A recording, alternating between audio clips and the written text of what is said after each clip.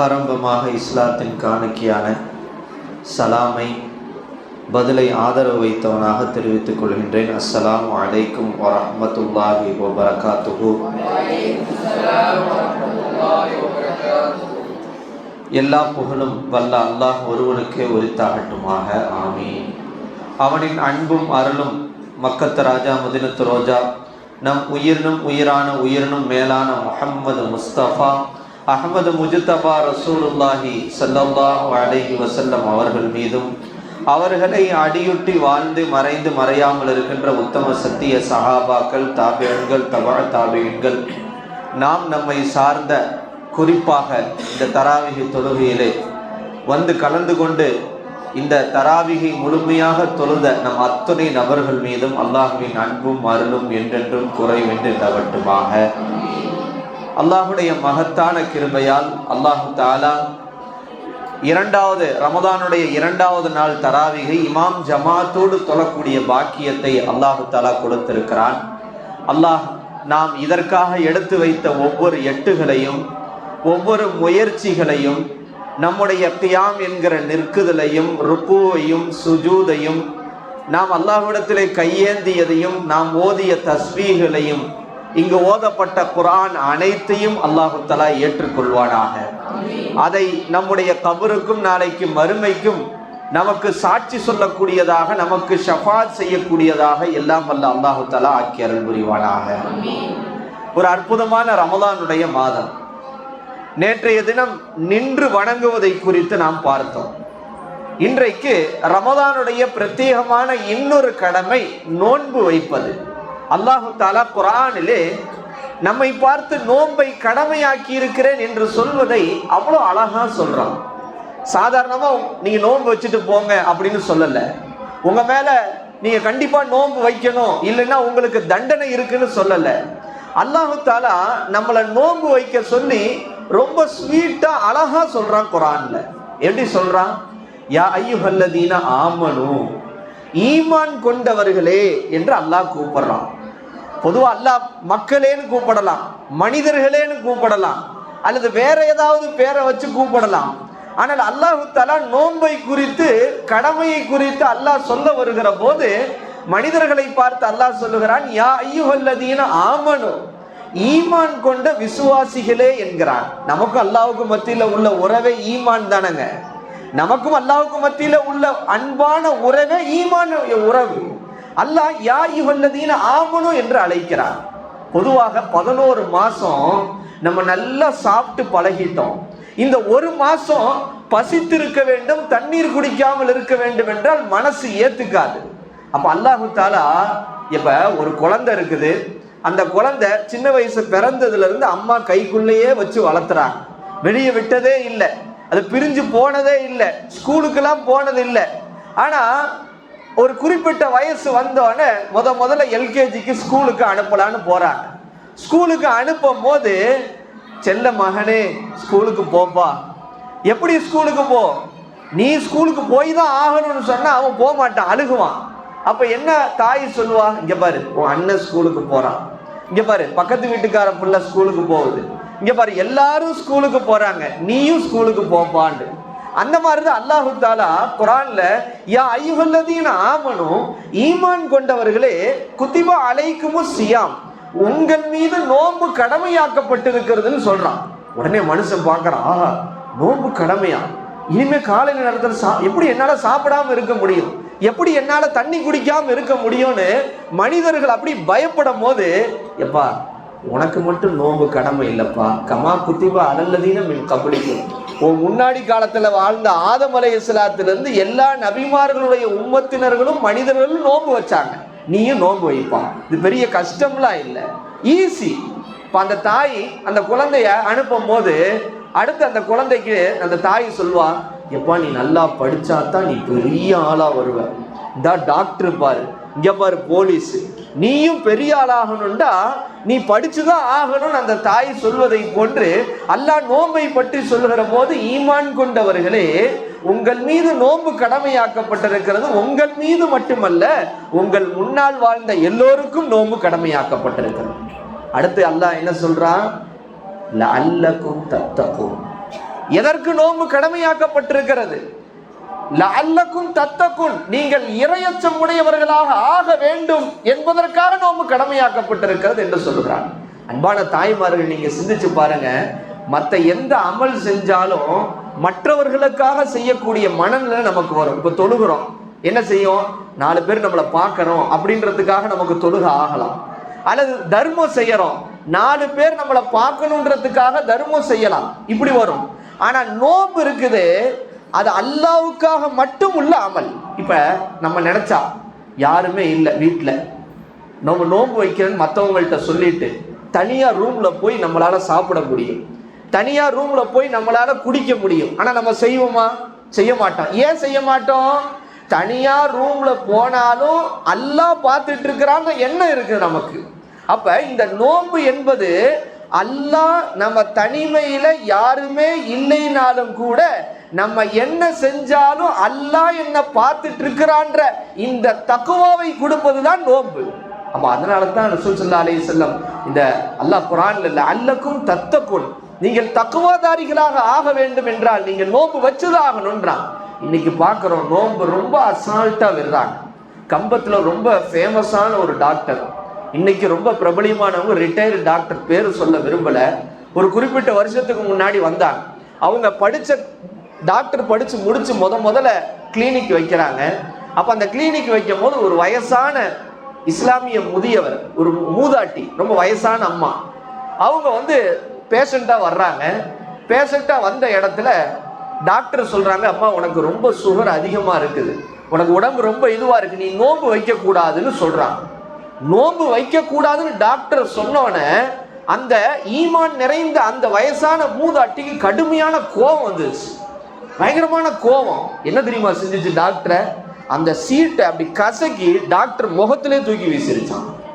அப்பதான் அந்த டாக்டர் சொன்னாங்க என்கிட்ட, அதற்கு பிறகுதான் நான் நோன்பு வைக்கணும்ன்ற எண்ணமே எனக்கு வந்துச்சுட்டாங்க.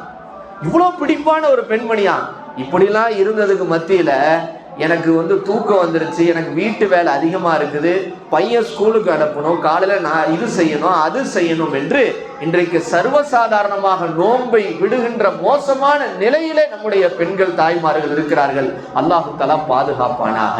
நம்முடைய உடல் ரீதியான காரணங்கள் இன்றி எந்தவித சாக்கு போக்கின் காரணமாக நம்ம நோன்பை விடக்கூடியவர்களாக ஆகிவிடக்கூடாது. ரசூல் ஸல்லல்லாஹு அலைஹி வஸல்லம் ஹதீஸ்ல இப்படி சொன்னாங்க, எந்த அமலுக்கும் நீங்க தொழுகிறீங்க, தர்மம் செய்யறீங்க, எவ்வளவோ அமல்கள் செய்யறீங்க, ஆனா நோன்பு மாதிரி எந்த அமலும் வராது. ரசூல் ஸல்லல்லாஹு அலைஹி வஸல்லம் ஹதீஸ்ல இப்படி சொன்னாங்க, ஆதமுடைய மகன் என்ன அமல் செய்தாலும் ஒரு நன்மை செஞ்சா அவனுக்கு 10 நன்மை அல்லாஹ் எழுதுறான். நம்ம ஒரு நன்மை செஞ்சா அல்லாஹ் 10 நன்மையை நமக்கு எழுதுவான். நம்முடைய இஹ்லாஸ் நல்லா இருந்துச்சு, இப்போ உதாரணமா ஒருத்தருக்கு 1 ரூபா கொடுக்குறோம் அப்படின்னா நமக்கு 10 ரூபா கொடுத்த நன்மை அல்லாஹ் நமக்கு எழுதுவான். ஆனா நம்முடைய கல்புல இஹ்லாஸ், மன தூய்மை, அல்லாஹ்வுக்காக தான் கொடுக்குறேன், 4 பேர் என்ன பார்க்கணுன்றதுக்காக கொடுக்கலன்ற நீயத்து நல்லா இருந்துச்சுன்னா அந்த 1 ரூபாய்க்கு அல்லாஹ் 700 மடங்கு நன்மை அல்லாஹ் கொடுப்பான். சுப்ஹானல்லாஹ். இப்ப நம்ம கல்புல மன தூய்மை, நீயத் என்பது ரொம்ப முக்கியம். ரசூலுல்லாஹ் சொல்லிட்டு சொன்னாங்க, நோன்பை தவற என்றார்கள். ஏன் நோன்பு? ரசூல் ஸல்லல்லாஹு அலைஹி வஸல்லம் சொன்னாங்க, அன அஜ்ஸி பிஹி, அல்லாஹ் சொல்றானா இந்த நோன்புக்கு நானே கூலி கொடுக்கிறேன்றான். மற்ற அமல்கள் எல்லாம் அல்லாஹ் மலக்குமார்களை வைத்து இன்ன பிற விஷயங்களை வைத்து கூலி கொடுக்கிறான். ஆனால் நோன்பு இருக்குது இல்ல, நம்ம வைக்கிற நோன்பு, இந்த நோன்பைக்கு நானே கூலி கொடுக்கிறேன் என்று அல்லாஹு தஆலா சொல்றானா. இப்ப பாருங்க எவ்வளவு பெரிய பாக்கியம். நம்ம நோன்பு வச்சா மலக்குமார்களை கொண்டு அல்லாஹ் கூலி கொடுக்கிறது இல்ல, அவனே நேரடியாக நமக்கு கூலி கொடுப்பதாக நபி ஸல்லல்லாஹு அலைஹி வஸல்லம் ஹதீஸ்ல சொல்றாங்க. ஏன் அல்லாஹ்வே ஏன் கூலி கொடுக்கறான்னா, நம்ம ஏன் சாப்பிடாம இருக்கிறோம், ஏன் தண்ணி குடிக்காம இருக்கிறோம், யாருக்காக இருக்கிறோம்? அல்லாஹ்வுக்காக இருக்கிறோம். எனவே அல்லாஹ்வுக்காக நம்ம சாப்பிடாம இருக்கிறதுனால, குடிக்காம இருக்கிறதுனால அல்லாஹ்வே இதுக்கு கூலி கொடுப்பதாக நபி ஸல்லல்லாஹு அலைஹி வஸல்லம் சொன்னாங்க. அப்ப பாருங்க, அடுத்து பாருங்க, இன்னொரு என்னன்னா, நோன்பாளியை அல்லாஹ் எப்படி ரசிக்கிறான் பாருங்க. இப்போ பொதுவாக சாப்பிடாம இருந்தா வாயிலிருந்து ஒரு துர்வாடை வர்ற மாதிரி தெரியும். நைட்டு தூங்கி எந்திரிச்சு காலை எந்திரிக்கும் போது மாதிரி ஸ்மெல் வரும்.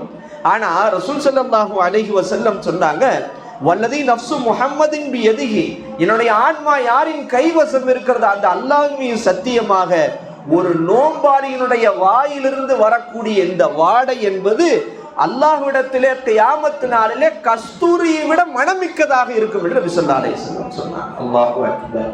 நம்ம நினைக்கிறோம் அது வாடை, என்னடா அது நம்ம சாப்பிடாம குடிக்காம இருக்க ஒரு மாதிரி ஸ்மெல்லு வாயில் அடிக்குதுன்னு நினைக்கிறோம். ஆனால் கியாமத் நாளிலே நோன்பு வைத்ததின் பலனாக நம்மிடத்திலிருந்து கியாமத் நாளிலே கஸ்தூரி மனம் வீச செய்வான் அல்லாஹு தஆலா. அல்லாஹு தஆலா அப்படிப்பட்ட நோன்பாளிகளாக நம்முடைய நோன்பாளிகளை அல்லாஹ் ஆக்கி அருள் புரிவானாக.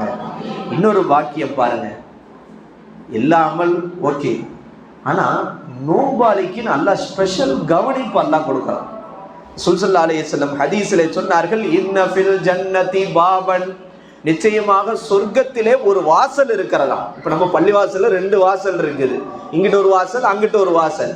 இந்த மாதிரி சொர்க்கத்துல ஒரு வாசல் இருக்கிறதாம். அந்த வாசலுக்கு பேர் ரையான் என்கிற வாசலாம். அந்த வாசலுக்கு பேர் என்னது? ரையான் என்கிற வாசல். அந்த வாசல் வழியாக யாரெல்லாம் சொர்க்கத்திற்குள் நுழைவார்கள் கியாமத் நாளிலே? இந்த உலகத்திலே யாரெல்லாம் அதிகம் நோன்பு வைத்தார்களோ, அல்லாஹ்வுக்காக பசித்திருந்தார்களோ, அல்லாஹ்வுக்காக தண்ணீர் குடிக்காமல் நோன்பு வைத்தார்களோ, அந்த நோன்பாளிகள் எல்லாம் சொர்க்கத்தின் பிரத்யேகமான வாசலான இந்த ரையான் என்கிற வாசல் வழியாக சொர்க்கத்தில் நுழைவார்கள். அல்லாஹ் அந்த சொர்க்கத்தின் வாசலில் நுழையக்கூடிய பாக்கியத்தை அல்லாஹ் நமக்கும் கொடுத்தருள் புரிவானாக. எல்லா நோன்பாளிகளும் அந்த வாசல் வழியா சொர்க்கத்துக்குள்ள போனோன்னு அந்த வாசலை அல்லாஹ் மூடிடுவானா. மற்றவங்களாம் நானும் போகணும்னு ஆசைப்படுவாங்களாம். ஆனா அல்லாஹ் எல்லா நோன்பாளிகளும் அந்த வாசல் வழியாக சொர்க்கத்தில் அனுப்பிவிட்டு அந்த வாசலை பூட்டி விடுவான் என்று நபி ஸல்லல்லாஹு அலைஹி வஸல்லம் சொன்னார்கள். என்றால் நோன்பாளிக்கு எவ்வளவு பெரிய பாக்கியம்! இந்த ஒரு பாக்கியத்தை நம்ம இந்த ரமலான் மாதத்துல விடலாமா? இப்படி விட்டா நம்மளை விட இந்த உலகத்துல துர்பாக்கியசாலி யார் இருக்க முடியும்? நபி ஸல்லல்லாஹு அலைஹி வஸல்லம் சொன்னாங்க, யார் ஒரே ஒரு நாள் நோன்பு வைக்கிறார், ஒரு அடியான் அல்லாஹ்வுடைய பாதையிலே ஒரே ஒரு நாள் யார் நோன்பு வைக்கிறாரோ, அல்லாஹ் தஆலா நாளைக்கு 70 வருடம் நரகத்தை விட்டு அவருடைய முகத்தை அல்லாஹ் திருப்புவான். ஒரு நாள் அல்லாஹ்வுடைய பாதையில நோன்பு வச்சா நரகத்தை விட்டு அவனுக்கு 70 வருடம் முகம் திருப்பப்படும் என்று நபி ஸல்லல்லாஹு அலைஹி வஸல்லம் சொன்னாங்க. அல்லாஹு அக்பர். எந்த அளவுக்கு பெரிய பாக்கியம்! ஹதீஸ்ல இன்னொரு ஹதீஸ் வருகிறது, நம்ம நாளைக்கு நம்ம அமல்லாம் அறகுறை அமலுங்க. தக்பீர் கட்டின பிறகு நம்முடைய சிந்தனைகள் எங்கெங்கேயோ போகுது. நம்ம தொழுகையை வச்சு யாரெல்லாம் நீ எனக்கு சொர்க்கத்தை கொடுக்கணும்னா அந்த அளவுக்கு நம்ம தொழுகை வெயிட்டா இருக்கான்னு தெரியல. நம்முடைய அமல்கள் எல்லாம் அந்த அளவுக்கு இஹ்லாஸாக இருக்கிறது என்றால் தெரியவில்லை. ஆனால் நாளைக்கு மறுமையிலே நாம் செய்கின்ற 2 அமல்கள் நமக்காக அல்லாஹ்விடத்துல ரெக்கமெண்டேஷன் பண்ணும், பரிந்துரை செய்யும். நபி ஸல்லல்லாஹு அலைஹி வஸல்லம் சொன்னாங்க, அஸ்ஸாயிமு வல் குர்ஆன் யஸ்ஃபஆன் லில் அப்தி யௌமல் கியாமா. மறுமை நாளிலே குர்ஆனும் நாம் வைக்கிற நோன்பும் அல்லாஹ்விடத்துல ரெக்கமெண்டேஷன் பண்ணுமா, பரிந்துரை செய்யுமா. என்ன சொல்லும்? இப்ப நம்ம வைக்கக்கூடிய நோன்பு அல்லாஹ்ட்ட வந்து பேசுமா. நம்ம நோன்பு என்ன செய்யும்?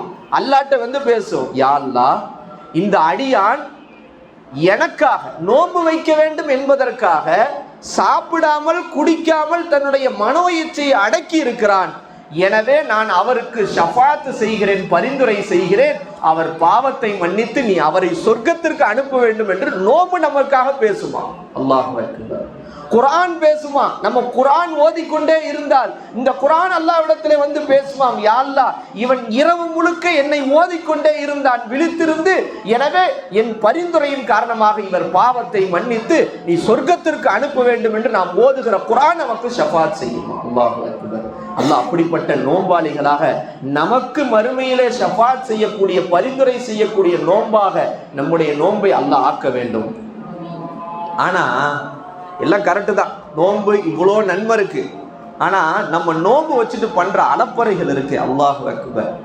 சில பேர்லாம் பேருக்கு நோன்பு வைக்கிறாங்க, நோன்பை வச்சுட்டு ஊர்வலா ஃபுல்லா கழுவுறது, அவங்கள புறம் பேசுவது, பொய் பேசுவது, சினிமாக்களை பார்ப்பது, நாடகங்களை பார்ப்பது, தேவையற்ற அடுத்தவங்க குடும்ப விஷயத்தை பேசுவது, இப்படிலாம் செஞ்சா நோன்புடைய கூலி கிடைக்காது என்று நபி ஸல்லல்லாஹு அலைஹி வஸல்லம் சொன்னாங்க.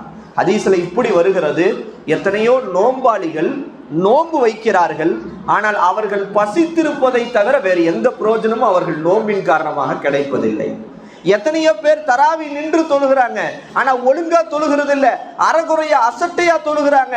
அவர்கள் நிற்பதை தவிர அவர்களுக்கு எந்த கூலியும் இல்லை என்று நபி ஸல்லல்லாஹு அலைஹி வஸல்லம் சொன்னாங்க. அப்ப நம்ம ஹதீஸ்ல இன்னும் வருது, நம்ம சாப்பிடாம இருக்கிறதுனாலயோ தண்ணி குடிக்காம இருக்கிறதுனாலயோ அல்லாவுக்கு இதனால எந்த தேவையும் இல்லை. நம்ம பொய் பேசிக்கிட்டு, நம்ம புறம் பேசிக்கிட்டு, நம்ம கோல் மூட்டிக்கிட்டு, பக்கத்து வீட்டுக்காரங்களோட சேர்ந்து தேவையற்ற வீண் பேச்சுகளை பேசி கொண்டிருந்தால் நம்ம வைக்கிற நோம்பினுடைய பலனை இழந்தவர்களாக நாம் ஆகிவிடுவோம். ரசூல் ஸல்லல்லாஹு அலைஹி வஸல்லத்துடைய காலத்துல ஒரு நிகழ்வு ஒன்று நடக்கிறது. ஒரு 2 பெண்மணி ரசூலுல்லாஹ்ட்ட வர்றாங்க. ஒரு 2 பெண்மணி ரசூலுல்லாஹ்ட்ட வர்றாங்க. 2 பேருமே நோன்பு வச்சிருக்கிறாங்க.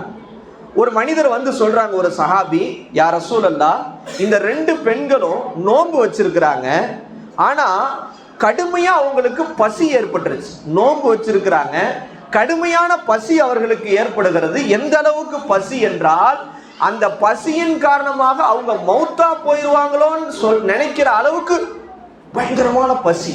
ஆனா 2 பேரும் நோன்பு வச்சிருக்கிறாங்க.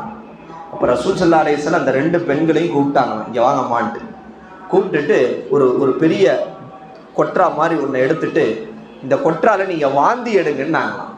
அப்ப அந்த 2 பெண்மணி இருந்தாங்களே, உயிர் போற அளவுக்கு பசிக்குது, ஆனா நாங்க நோன்பு வச்சிருக்கோம்னு சொன்னாங்களே, ஒரு பெண்மணி வாந்தி எடுத்தாங்களா, அந்த கொற்றால அப்படியே ரத்தம் கலந்த சதை துண்டுகள் அந்த கொற்றால விழுந்துச்சான். பாதி கொற்றா ரொம்பிருச்சு. எப்படி? சதை துண்டுகள் ரத்தத்தோட. அடுத்து இன்னொரு பெண்மணியை ரசூலுல்லாஹ் சொன்னாங்க, நீங்க வாந்தி எடுங்கன்னா. அவங்களும் வாந்தி எடுத்தாங்க. அவங்க வாந்தி எடுக்கும் போதும் ரத்தம் கலந்த சதை துண்டுகள் அந்த கொற்றாவில விழுகுது. ரசூல் ஸல்லல்லாஹு அலைஹி வஸல்லம் சொன்னாங்க, இந்த 2 பெண்களும் ஹலாலான உணவை கொண்டுதான் நோன்பு வச்சாங்க, ஆனா ஹராமான விஷயத்தை செஞ்சு நோன்பை முறிச்சிட்டாங்கன்னாங்க. என்ன செஞ்சாங்க யார் ரசூலுல்லாஹ்? இந்த 2 பெண்மணிகள் மக்களுடைய கறியை சாப்பிட்டாங்கன்னாங்க. அது எப்படி மக்களுடைய கறியை போய் எப்படி சாப்பிட்றது? நோன்பு வைத்துக் கொண்டு புறம் பேசி திரிந்தார்கள், கோல் மூட்டி திரிந்தார்கள், அடுத்தவங்களை பற்றி உண்டான குறைகளை பேசி திரிந்தார்கள். அல்லாஹ் குர்ஆன்ல அப்படித்தானே சொல்றான். ஒருத்தர் இன்னொருத்தரை புறம் பேசினா செத்த மாமிசத்தை சாப்பிடுவதற்கு நிகர் என்று அல்லாஹ் குர்ஆன்ல சொல்றான், எச்சரிக்கை செய்யறான். அப்ப நோன்பு வச்சுக்கிட்டு அடுத்தவங்களுடைய கறியை சாப்பிடுகிற போது, அந்த அவங்க புறம் பேசுகிற போது அது நோன்புடைய பலனை இழக்க செய்ததாக ஆகிவிடும். எல்லாம் வல்ல அல்லாஹு தஆலா நோன்புடைய காலத்துல நம்முடைய கண்களை ஹராமான விஷயத்தை, சினிமாக்கள், நாடகங்கள் போன்றவற்றை பார்ப்பதை விட்டு நம்ம பாதுகாக்கணும். நம்முடைய பேச்சை புறம் பேசுவது, ஃபித்னா ஃபசாத் பேசுவது, கோல் மூட்டுவது, தேவையற்ற விஷயங்களை பேசுவதை விட்டு பாதுகாக்க வேண்டும். இந்த காதை சினிமா பாடல்கள், ஹராமான விஷயங்களை கேட்பதை விட்டு பாதுகாக்க வேண்டும். நம்முடைய உடல் உறுப்புகளை ஹராமான விஷயங்களை விட்டு பாதுகாக்க வேண்டும். அப்போதுதான் நம்முடைய நோன்பு என்பது நமக்கு பலன் அளிக்கும். ரசூல் ஸல்லல்லாஹு அலைஹி வஸல்லம் மற்ற மாசத்துல ஐயாமுல் பீலுடைய நோன்பை கடமையாக்கி இருக்கிறாங்க, சுன்னத்தாக்கி இருக்கிறாங்க. நமக்கு தெரியும் 13, 14, 15 ரசூல் ஸல்லல்லாஹு அலைஹி வஸல்லம் இந்த 3 நாள் தானும் நோன்பு வைத்தார்கள், சஹாபாக்களையும் நோன்பு வைக்க சொல்லி வலியுறுத்தினார்கள். ஐயாமுல் பீலுடைய நோன்பு, இந்த 3 நாள் நோன்பு வைத்தால் காலம் முழுக்க நோன்பு வைத்தவனுடைய நன்மை எழுதப்படும் என்றார்கள். அதே போன்று இன்னொரு ஹதீஸ்ல இன்னும் ரசூலுல்லாஹ் வார வாரம் திங்கக்கிழமையும் வியாழக்கிழமையும் நோன்பு வைக்க சொல்லி வலியுறுத்தினார்கள். ரசூலுல்லாஹ்வும் நோன்பு வச்சாங்க, சொன்னாங்க திங்கக்கிழமையும் வியாழக்கிழமையும் தான் நம்முடைய அமல்கள் அல்லாஹ்விடத்துல எடுத்து காட்டப்படுது. அந்த வாரத்தில் நம்ம செஞ்ச அமல் அல்லாஹ்விடத்துல எடுத்து காட்டப்படுது. நான் என்னுடைய அமல் நோன்பாளியாக இருக்கிற நிலையில எடுத்து காட்டப்பட வேண்டும் என்று நான் விரும்புகிறேன் என்று ரசூல் ஸல்லல்லாஹு அலைஹி வஸல்லம் சொன்னாங்க. ஆக எல்லாம் அல்ல அல்லாஹ்வின் நல்லடியார்களே, அன்பான தாய்மார்களே, சகோதரிகளே, இந்த நல்ல நேரத்திலே நம்ம இந்த ரமதான் மாதத்துல நோன்பு வைக்கக்கூடியவர்களாக ஆகணும். ஒரு நோன்பை கூட நம்ம மிஸ் பண்ணிடக்கூடாது. அப்படி நோன்பு வச்சாலும் அந்த நோன்பை பேணுதலாக பாதுகாக்க வேண்டிய கடமை நமக்கு இருக்கிறது. நோன்புடைய பலனை இழந்து வெறும் பசித்து தாகித்திருப்பதில் எந்த பிரயோஜனம் இல்லை என்பதை மனதில் நிறுத்தி அல்லாஹு தாலா நம்முடைய நோன்புகளை ரையான் என்கிற சொர்க்கத்தை அடையக்கூடிய நோன்புகளாக அல்லாஹு தாலா ஆக்கி அருள் புரிவானாக. நம்முடைய நோன்பை அல்லாஹ்வே கூலி தரக்கூடிய நோன்பாக ஆக்கி அருள் புரிவானாக என்ற துவாவோடு என்னுடைய உரையை நிறைவு செய்து கொள்கின்றேன். அஸ்ஸலாமு அலைக்கும் வரஹ்மத்துல்லாஹி வபரகாத்துஹு. அல்ஹம்துலில்லாஹி ரப்பில் ஆலமீன். அல்லாஹும்ம ஸல்லி அலா ஸய்யிதினா வ நபியினா மௌலானா முஹம்மதின் வ அலா ஆலி ஸய்யிதினா முஹம்மதின் வ பாரிக் வ ஸல்லிம் அலைஹி. ربنا ظلمنا أنفسنا وإن لم تغفر لنا وترحمنا لنكونن من الخاسرين اللهم إنك عفو كريم تحب العفو فاعف عنا يا كريم يا رحيم يا الله. யா அல்லாஹ், நாங்கள் தெரிந்தும் தெரியாமலும் அறிந்தும் அறியாமலும் வெளிப்படையாக ரகசியமாக தனியாக கூட்டாக செய்த அனைத்து சிறிய பெரிய பாவங்களை மன்னித்திட ரஹ்மானே. யா அல்லாஹ், எங்கள் பெற்றோர்கள், உற்றார், உறவினர்கள், சகோதர முஸ்லிமான ஆண் பெண் அனைவர்களுடைய பாவங்களை மன்னித்திட ரஹ்மானே. யா அல்லாஹ், எங்கள் பாவங்களின் காரணமாக மோசமான நோய்களை தந்து விடாதே ரஹ்மானே. யா அல்லாஹ், எங்கள் பாவங்களின் காரணமாக மோசமான மரணங்களை எங்களுக்கு தந்து விடாதே ரஹ்மானே. யா அல்லாஹ், எங்கள் பாவங்களின் காரணமாக யா அல்லாஹ் எங்களுடைய ரிசுக்கிலே தடுப்பை ஏற்படுத்தி விடாதே ரஹ்மானே. யா அல்லாஹ், உன்னுடைய மேலான கருணையால் எங்கள் பாவங்களை மன்னித்து அன்று பிறந்த பாலர்களாக பாவமற்றவர்களாக ஆக்கிட ரஹ்மானே. யா அல்லாஹ், எங்கள் குடும்பத்திலே யாரேனும் நோய்வாய்ப்பட்டிருந்தால் அவர்களுக்கு பரிபூர்ண ஷிஃபாவை கொடுத்திட ரஹ்மானே. யா அல்லாஹ், எங்கள் குடும்பங்களிலே யாரேனும் சரியான ஜோடுகள் அமையாமல் இருந்தால் அவர்களுக்கு சாலிகான ஜோடுகளை அமைத்து கொடுத்திட ரஹ்மானே. யா அல்லாஹ், எங்கள் குடும்பங்களிலே யாரேனும் குழந்தை பாக்கியம் இல்லாமல் இருந்தால் அவர்களுக்கு சாலிகான குழந்தை பாக்கியத்தை தந்திட ரஹ்மானே. யா அல்லாஹ், எங்கள் குடும்பங்களிலே எங்கள் குழந்தைகளை நாங்கள் மௌத்தான பிறகும் எங்களுக்கு துஆ செய்யக்கூடிய பிள்ளைகளாக எங்கள் பிள்ளைகளை ஆக்கிட ரஹ்மானே. யா அல்லாஹ், எங்கள் குடும்பங்களுடைய பொருளாதாரத்திலே பரக்கத் செய்திட ரஹ்மானே. யா அல்லாஹ், எங்கள் குடும்பத்திலே வியாபாரத்திலே பரக்கத் செய்திட ரஹ்மானே. யா அல்லாஹ், எங்கள் கணவன்மார்கள் சம்பாதிக்கிற சம்பாத்தியத்திலே பரக்கத் செய்திட ரஹ்மானே. யா அல்லாஹ், எங்கள் குடும்பங்களிலே ஏதேனும் கடன் தொல்லைகள் இருந்தால் அந்த கடனை அடைப்பதற்கு வழிவகை செய்திட ரஹ்மானே. யா அல்லாஹ், கடனாளியாக மரணிப்பதை விட்டு எங்களை பாதுகாத்திட ரஹ்மானே. யா அல்லாஹ், வட்டி கொடுப்பதையும் வட்டி வாங்குவதை விட்டு பாதுகாத்திட ரஹ்மானே. யா அல்லாஹ், எங்கள் குடும்பங்களிலே மரணித்த எங்களுடைய மூதாதையருடைய கபரை சுவன பூஞ்சோலையாக ஆக்கிட ரஹ்மானே. யா அல்லாஹ், எங்களுடைய தாய் தந்தைகளோ எங்களுடைய தாய் தந்தையுடைய தாய் தந்தைகளோ அவர்கள் மரணித்திருந்தால் அவர்களுடைய கபரை சுவன பூஞ்சோலையாக விசாலமானதாக ஆக்கிட ரஹ்மானே. யா அல்லாஹ், எங்கெல்லாம் முஸ்லிம்கள் அழிக்கப்படுகிறார்களோ அங்கு முஸ்லிம்களுக்கு பாதுகாப்பை தந்திட ரஹ்மானே.